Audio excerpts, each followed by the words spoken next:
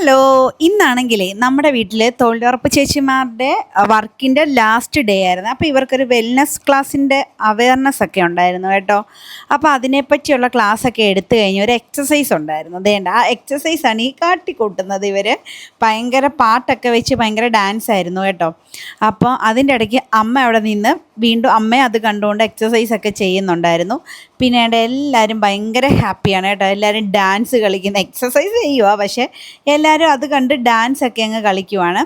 അപ്പം വേണ്ട പഞ്ചായത്തിലെ സിസ്റ്ററും അസിസ്റ്റൻറ്റും ഒക്കെ കൂടെ വന്നാണ് നമ്മുടെ ഈ ക്ലാസ് എടുത്തു കൊടുക്കുന്നത് കേട്ടോ. അപ്പം നമ്മുടെ വീട്ടിൽ വെച്ചായപ്പോൾ ഞാൻ വിചാരിച്ചു ഇവർക്ക് ഒരു സന്തോഷമായിക്കോട്ടെ, ഒരു വീഡിയോ എടുത്തേക്കാമെന്ന്.